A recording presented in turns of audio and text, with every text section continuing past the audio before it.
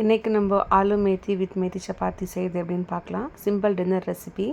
So அதுக்கு ஒரு பேனில் வந்து கொஞ்சோண்டு பேன் ஹீட் ஆனதுக்கப்புறம் கொஞ்சமாக ஆயில் விட்டுக்கலாம். ஒரு 50 grams ஆஃப் ஆயில் விட்டுருக்குறேன். ஆயில் சூடாகட்டும். ஆயில் சூடானதும் கருவேப்பிலை, பச்சை மிளகாய் போட்டு ஃப்ரை பண்ணிக்கலாம்.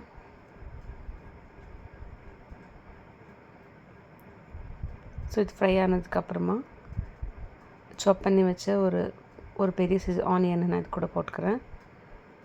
அது நல்லா மிக்ஸ் பண்ணி கொஞ்சோண்டு லைட் கோல்டு கலர் ஆகிற வரைக்கும் அதை நல்லா சாட்டே பண்ணிக்கலாம். அதுக்கப்புறமா இஞ்சி பூண்டு பேஸ்ட்டு 1 ஸ்பூன் போட்டுக்கிறேன். இதுவும் நல்லா அந்த பச்சை வாசனை போகிற வரைக்கும் வதக்கிட்டு ஸோ அது கூட ஸ்பைசஸ் நம்ம சேர்த்துக்கலாம். ஸ்பைசஸ் வந்து ஒரு 1.5 ஸ்பூன் சில்லி பவுடர், ஒரு 1/2 ஸ்பூன் கரம் மசாலா அண்ட் கொஞ்சோண்டு ஜீரா பவுடர் சேர்த்துக்கிறேன். ஸோ இது பச்சை வாசனை போகிற வரைக்கும் இது கூட வந்து ஆனியன் கூட நல்லா அதை கொஞ்சம் மிக்ஸ் பண்ணி வதக்கிக்கலாம்.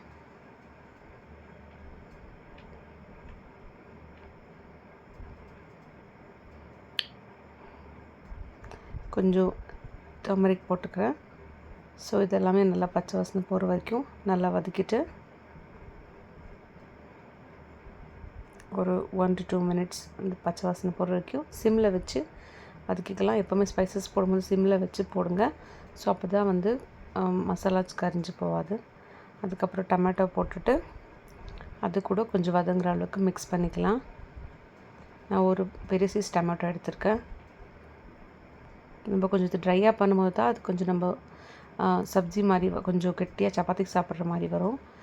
நீங்கள் நிறைய டொமேட்டோ சேர்த்திங்கனாக்கா அது கொஞ்சம் சாகி ஆகிடும். ஸோ அதனால் நான் ஒரு டொமேட்டோ சேர்த்து கொஞ்சம் உப்பு சேர்த்து தக்காளி வதங்குற வரைக்கும் கொஞ்சம் செஞ்சுக்கிறேன்.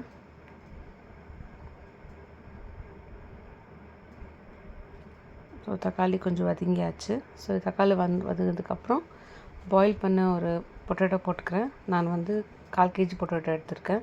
அது ஒரு 1 விசில் விட்டு பாயில் பண்ணி தோல் எடுத்துட்டு இந்த மாதிரி கட் பண்ணி போட்டிருக்கேன்.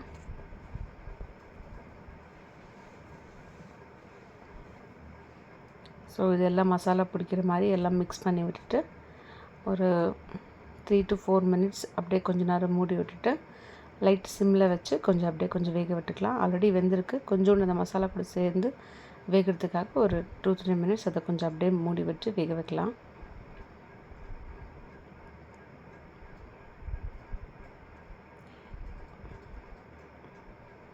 ஸோ ஒரு 3 to 4 minutes ஆனதுக்கப்புறமா நம்ம கட் பண்ணி வச்ச வெந்தயக்கீரை அதை போட்டு மேத்தி அந்த பச்சை கீரையை போட்டு நம்ம வந்து இது கூட மிக்ஸ் பண்ணிக்கலாம்.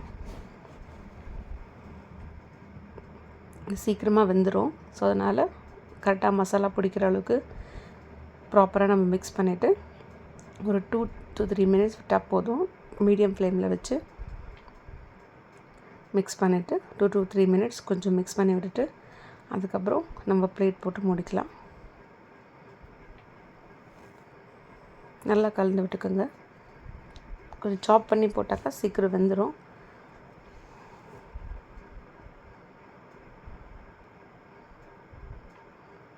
இதை க்ளோஸ் பண்ணி வச்சு ஒரு 3 to 4 minutes கொண்டாரம் அதை வேக விடலாம். இப்போது நல்லா வந்துருச்சு. நம்ம கீரை எவ்வளோ போட்டாலும் அது சுருங்கிடும். ஸோ நான் வந்து ஒரு கட்டு கீரையில் நான் வந்து 3/4 பாகம் கீரை இந்த பல்லியாக்கு யூஸ் பண்ணிக்கிறேன். ஸோ முடிஞ்சதுக்கப்புறம் ஒரு சின்ன பீஸ் லெமனை கொஞ்சம் மேலே ஸ்குவீஸ் பண்ணி கொத்தமல்லி போட்டு கேஸ் ஆஃப் பண்ணி கலக்கிக்கலாம். ஸோ நம்மளோட ஆலு மேத்தி சீக்கிரமாக ரெடி ஆகிடுச்சு. இது நீங்கள் ரெடி பண்ணி வச்சுக்கினீங்கன்னா பொட்டேட்டோ பாயில் பண்ணி வச்சுக்கினீங்கன்னா உங்களுக்கு ஈஸியாக ஒரு 5 to 6 minutes செஞ்சு முடிச்சிற மாதிரி ஒரு டிஷ் தான். ரொம்ப நல்லா டேஸ்டியாக இருக்கும். இது கூட நீங்கள் சப்பாத்தி கூட சாப்பிட்லாம், தோசை கூட சாப்பிட்லாம், ரசம் சாப்பாடு கூட சாப்பிட்லாம். ரொம்ப சிம்பிள் அண்ட் ஈஸியான ஒரு டிஷ்ஷாக இருக்கும். ஸோ இது கூட வந்து நான் இன்றைக்கி வந்து மேத்தி சப்பாத்தி எடுத்திருக்கேன். வெந்தயக்கீரை பியூரே போட்டு ஒரு சப்பாத்தி செஞ்சேன். ஸோ அதுக்கு வந்து ஒரு 2 ஸ்பூன் கர்டு, வெந்தயக்கீரை, உப்பு போட்டு நார்மல் கோதி மாவில் வந்து நான் மிக்ஸ் பண்ணி சப்பாத்தி செஞ்சுக்கிறேன். லைட் க்ரீனிஷ் கலரில் வரும் இந்த சப்பாத்தி. நல்லா சாஃப்டாக இருக்கும். நம்ம ஸ்டஃப் பண்ணிக்கிறதுனால கொஞ்சம் சாஃப்டாக இருக்கும். 2 பக்கம் திருப்பி போட்டு சப்பாத்தி நல்லா கோல்ட் ப்ரௌன் எடுத்த இன்றைக்கி இது கூட நம்ம இந்த வெந்தயக்கீரை சப்பாத்தி கூட சாப்பிட்லாம். ஸோ ரொம்ப டேஸ்ட்டாக இருக்கும். Easy and simple recipe. நீங்களும் வீட்டில் செஞ்சு பாருங்கள். டக்குன்னு செஞ்சிடலாம். பாக்ஸ் கூட நீங்கள் இந்த ரெசிபி செஞ்சு கொடுக்கலாம். பசங்க விரும்பி சாப்பிடுவாங்க. ஸோ எப்படின்னு நீங்கள் செஞ்சுட்டு கமெண்ட்டில் சொல்லுங்கள்.